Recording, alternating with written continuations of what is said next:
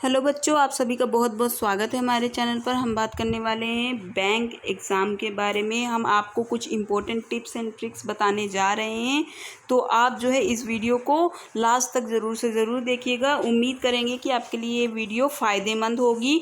तो हम जो है इसमें बताने जा रहे हैं कि आपको कैसे बैंक एग्ज़ाम आप कैसे क्रैक कर सकते हैं, और उसके साथ साथ कुछ जो मिस्टेक्स बच्चे करते हैं, यूजली बच्चे करते हैं, जिसके कारण उनके मार्क्स नहीं आते या फिर 1-2 नंबर से रह जाते हैं इतनी मेहनत करने के बावजूद, तो उसके बारे में बताने जा रहे हैं। तो सबसे पहले आपका जो मेन जो फोकस होता है, अगर हम सब्जेक्ट बाय सब्जेक्ट बताएंगे और उसके साथ साथ हम मॉक टेस्ट कैसे करना चाहिए उसका भी बताएंगे, तरीका भी बताएंगे। तो सबसे पहले अगर स्टेप बाय स्टेप हम बताएं, क्वांट सेक्शन की बात करें तो कुछ बच्चे होते हैं जिन्हें क्वांट सेक्शन में प्रॉब्लम होती है, कुछ बच्चे होते हैं जिन्हें रीजनिंग में प्रॉब्लम होती है, कुछ बच्चे होते हैं जिन्हें इंग्लिश में प्रॉब्लम होती है।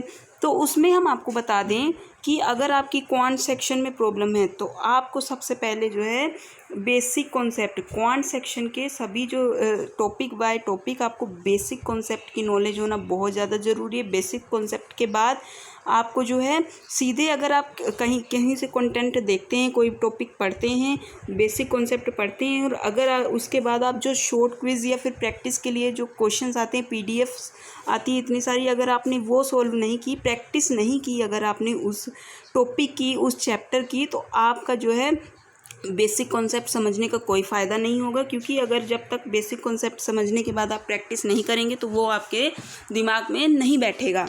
उसके बाद जो है आपकी टेबल वगैरह याद होने चाहिए आपको, और उसके साथ साथ थोड़ी बहुत ट्रिक्स भी काम आती हैं प्रीलिम्स में। क्योंकि टाइम कम होता है तो प्रीलिम्स में ट्रिक्स काम आती हैं, लेकिन मेंस में ट्रिक्स काम नहीं आती हैं। मेंस में तो आपको बेसिक कॉन्सेप्ट की नॉलेज होना बहुत ज़्यादा ज़रूरी है। तो आपको दोनों पर फोकस करना होगा, ट्रिक्स और बेसिक कॉन्सेप्ट दोनों। बेसिक कॉन्सेप्ट अगर आपको पता है तो आपको मेंस में और प्रीलिम्स में दोनों में ही प्रॉब्लम नहीं आएगी। उसके बाद अगर हम रीजनिंग की बात करें तो रीजनिंग में आपका जो है कुछ बच्चे होते हैं कि जो पहले पजल्स सॉल्व करने चले जाते हैं, अपना अपना तरीका होता है बच्चों का अटेम्प्ट करने का। तो इसमें आपको बेस्ट जो आपके लिए होता है वो देखना होगा कि जैसे अगर आपके ये सेलोक्स हो गए, ये सभी चीज़ें शॉर्ट जो होते हैं, सेलोक्स हो गए, इनइक्वालिटी हो गई, छोटे छोटे जो क्वेश्चन जो कि आसानी से बन जाते हैं, तो अगर आपने पहले उन्हें सॉल्व कर लिया जल्दी से तो आपका कॉन्फिडेंस लेवल बूस्ट होता है। उसके बाद अगर आप पजल्स पर जाते हैं, अगर कोई इजी सी पजल है जो कि आपको लगता है कि हाँ हो जाएगी, जल्दी ही हो जाएगी, टाइम कंज्यूमिंग नहीं होगी, तो वो आप कर सकते हैं। लेकिन अगर आपको कोई पजल देखने पर ही समझ में आ जाए कि टाइम कंज्यूमिंग है तो आप उसको लास्ट के लिए, और अगर आपके जैसे कि आप मान लीजिए कि आपकी 3 पजल्स हैं, 2 से 3 पजल्स तो आती ही आती हैं, तो 3 पजल्स हैं, तो आप अगर अगर आपने जो ये सारे क्वेश्चंस कर लिए हैं और उसके बाद अगर आप को एक पज़ल सोल्व करते हैं और उसमें अगर आपको ज़्यादा टाइम लगता है, 2 मिनट तक का टाइम दीजिए, 2 मिनट से ज़्यादा टाइम लगता है तो आप उसे स्किप कर अगले जो नेक्स्ट कोई पज़ल है या फिर नेक्स्ट क्वेश्चन है उस पर जाइए। ऐसे में आपका टाइम वेस्ट भी नहीं होगा और क्वेश्चंस भी सॉल्व हो जाएंगे। इंग्लिश की बात करें अगर हम, तो इंग्लिश में ज़्यादातर बच्चे क्या करते हैं कि जैसे कि न्यूज़पेपर पढ़ना बहुत ज़्यादा ज़रूरी है, लेकिन कुछ जो बच्चे होते हैं वो क्या करते हैं कि सारा दिन बस न्यूज़पेपर में ही फोकस कर लेते हैं। तो आप जो है दिन का 1-2 एडिटोरियल पढ़ लीजिए, क्योंकि टाइम वेस्ट आपको तीनों सब्जेक्ट्स पर एक जैसा टाइम ही देना होगा। तो आप जो है सबसे पहले क्या कर लीजिए कि न्यूज़पेपर पढ़ लीजिए, 1-2 एडिटोरियल पढ़ लीजिए।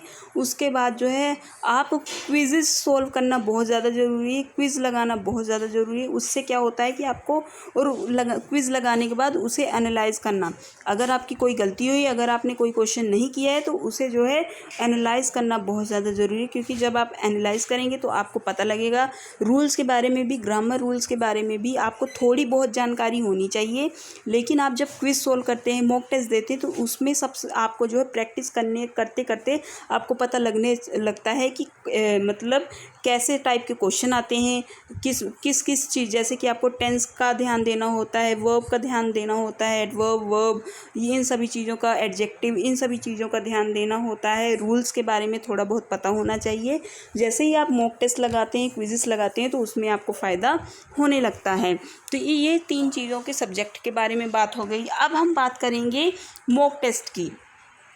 तो मॉक टेस्ट कैसे सोल्व करना चाहिए, जैसे कि अगर आप कोई मॉक टेस्ट परचेस करते हैं तो उसमें आपको शॉर्ट क्विजेस आते हैं, चैप्टर वाइज क्विजेस आते हैं, उसके बाद आपको सेक्शनल टेस्ट मिलते हैं और फुल मॉक टेस्ट जैसे पेपर में होता है वैसा मिलता है।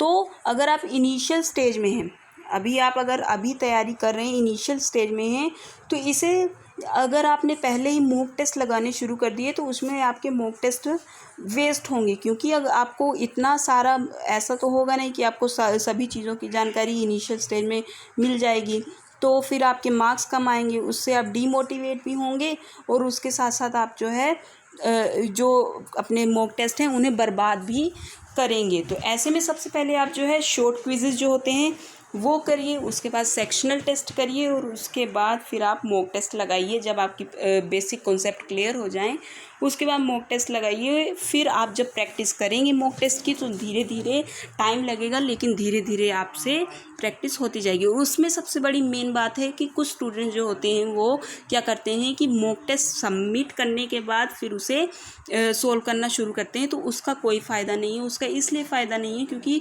आप जब पेपर करने जाएंगे तो वहाँ पर आपको मॉक टेस्ट सबमिट करने के बाद नहीं सोल्व करेंगे, वो तो आपको लाइव ही देना होगा। तो ऐसे में अगर आप जैसा क्विज़ होता है टाइमर के साथ देते हैं तो वो आपको बहुत ज़्यादा फ़ायदेमंद होगा।